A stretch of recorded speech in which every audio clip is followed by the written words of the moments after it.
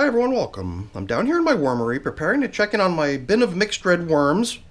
And as you can see, this printout of a diagram that I created for this system actually shows all the different feedings that the system got and even the positions of those feedings, because after the first couple feedings, which were just placed down the middle of the bin, indicated here as being in the middle for feedings number 1 and 2, starting with feeding number 3, we started into the positioning of the food on either one side of the bin or the other, alternating on each occasion. And that's how we kind of ended up with this idea of giving this system the name ping-pong, the ping-pong feeding pattern. And this is actually the printout from the last feeding, where they got cantaloupe and coffee over on this side.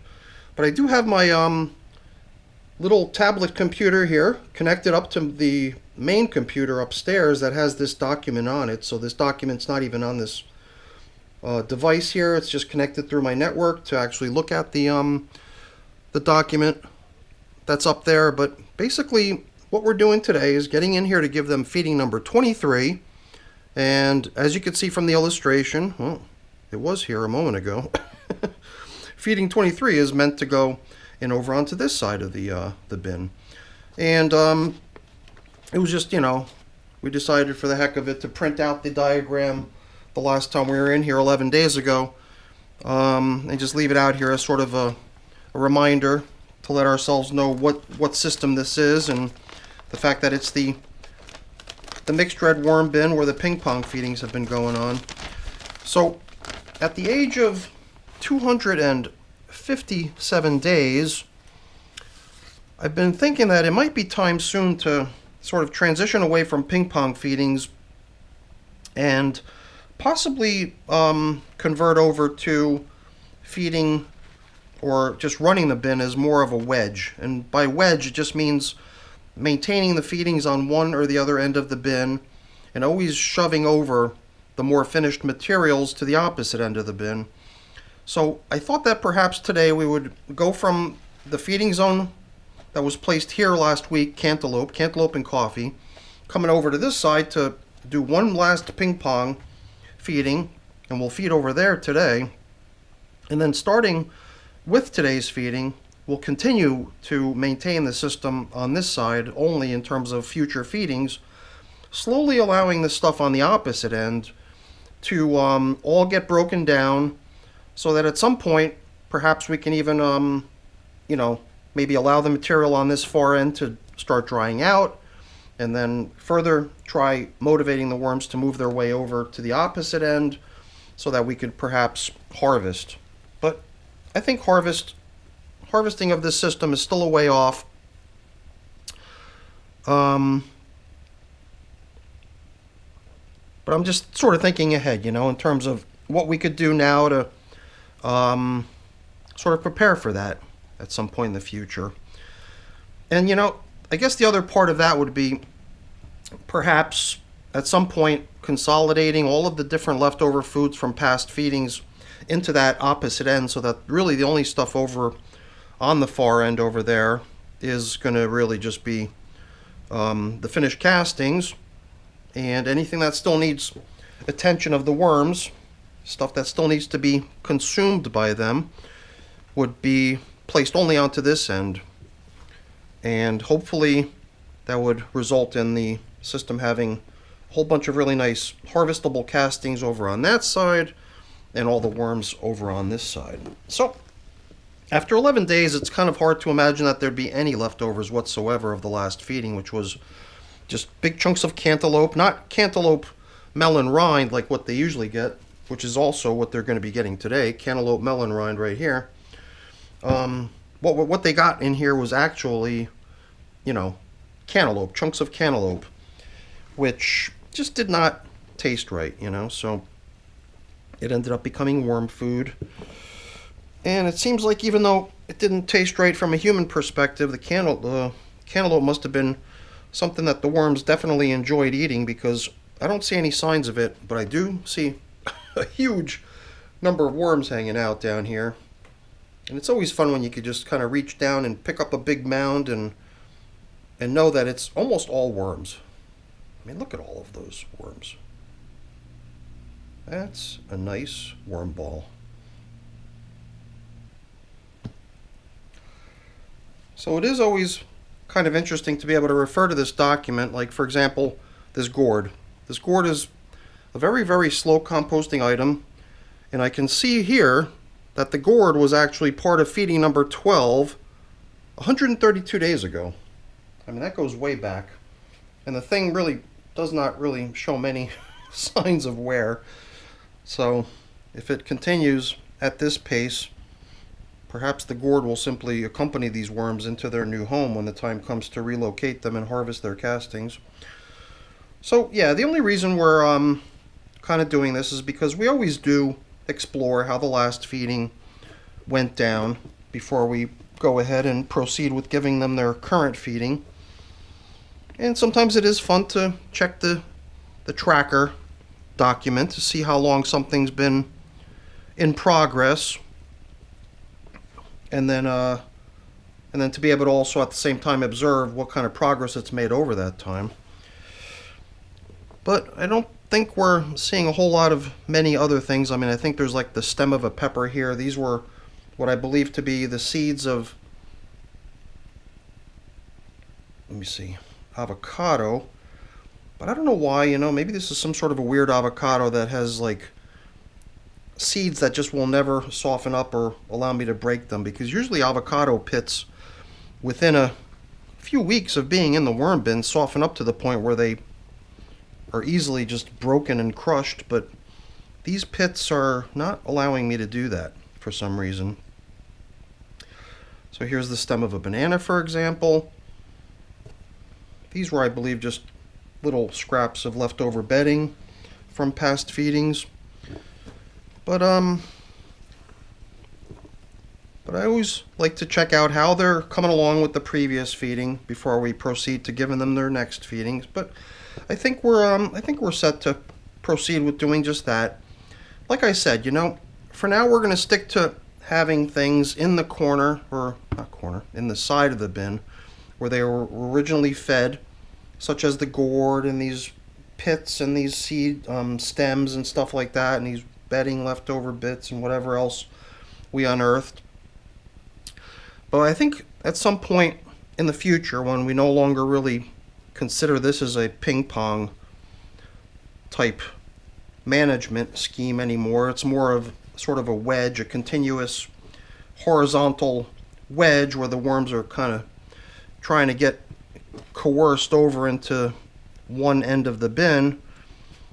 I think at that point, perhaps in one of the future check-ins, we'll just go ahead and we'll consolidate all the foods that still remain in this system over into here, so that, like I said earlier, the only thing remaining on the opposite end is nice finished castings. So I think we're almost ready to proceed with getting these little guys fed.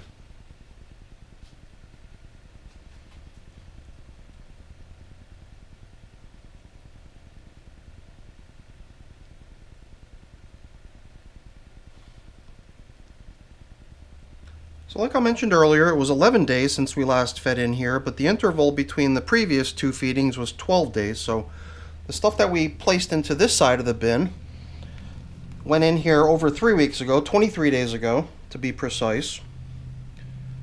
But it is fair to expect that we're still going to see a good number of worms hanging out over here too. And let's see, we're bumping into stuff like the stem of a pumpkin. There was just some weird stuff at the bottom. There it is. It just felt like it was falling apart as I touched it. These are the stalk of a Brussels sprout plant, and it seemed like as my fingers were just combing through the material, encountering this stuff, it was all just sort of cracking and snapping upon contact. So it is nice to see how the worms have finally taken it to that point where it's pretty far gone. I mean, when it comes to the oh, here's another pumpkin stem. When it comes to the pumpkin stems, you know, those things will take just short of forever to get broken down in the worm bin. Even the Brussels sprout stalk is one of those things that will take quite some time, but it is nice to see how it's sort of fragmenting as a result of me touching it. But it wouldn't be that way if it wasn't for the worms working the material down and making it that fragile. So, here I don't think we're going to go too crazy looking up the amount of time things have been in the system. I mean, pumpkin stems might as well be 200 days old and it would probably still look like this. I'm not going to worry about it. I know one of the pumpkin stems has been in here for 221 days, and the other one has been in here for 165 days, but you know, they're almost not even showing signs of any progress. They're still quite hard and rigid and not even allowing me to crush them or even flex them a little bit, so not too surprising. What is a little bit surprising is just the sheer amount of moisture I feel in this material as I plow through it, because it's just damp everywhere. And all, you know, as you saw earlier, the only thing we've got as far as top coverings is just that sheet of newspaper, which in most cases would result in fairly dry material, at least on the surface. But even on the surface, when we first came in here, the stuff was not all that dry. So I think it's the way the humidity has been increasing as the warmer weather starts to roll in. And I mean, these peaches were so weird. The day after they were brought home from the farmer's market, they all started smelling like alcohol, and they were all rotting within the plastic bag. So something really went awry with these peaches. So they turned into worm food almost as quickly as they were purchased. And they've been in my freezer, but as you could tell, they were taken from the freezer not too long ago. I'm gonna sort of supercharge the bedding that we're gonna place down into the feeding zone by actually soaking it in this juice that has collected down here.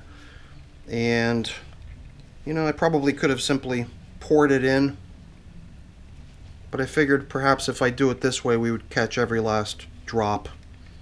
Well, either way would have worked in terms of getting every last drop.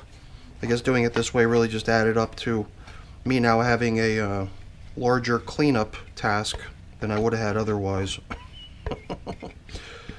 What do they say? Hindsight is always 20/20.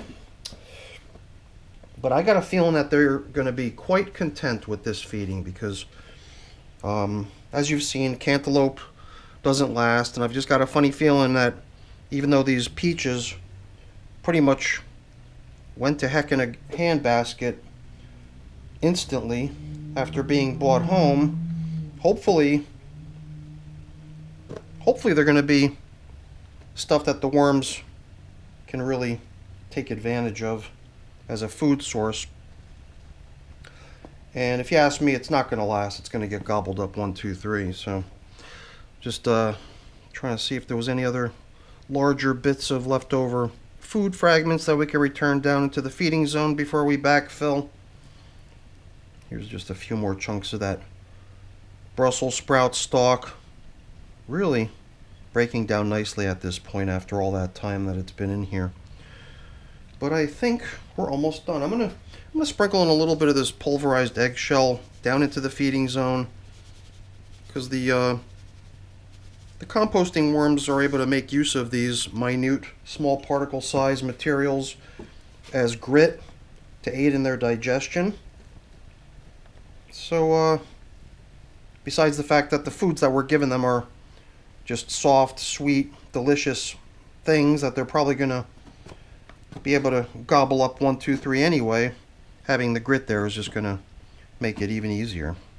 And this feeding zone indicator seems to be holding up well enough to be reused, so why don't we just go ahead and put it right back in there. So it'd be nice if I could leave as much of this stuff in the bin as possible, so let's get it off my glove and get it back down into the bin. And then we'll be pretty much finished.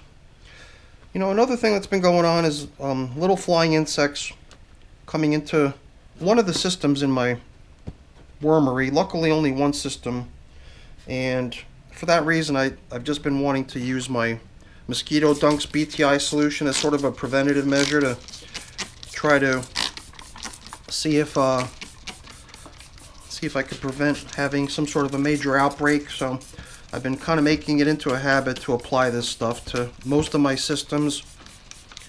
This is really just sort of a form of bacteria that, you know, according to the trade name, mosquito dunks, is targeting mosquitoes for the most part, but also seems to work on gnats and other pests.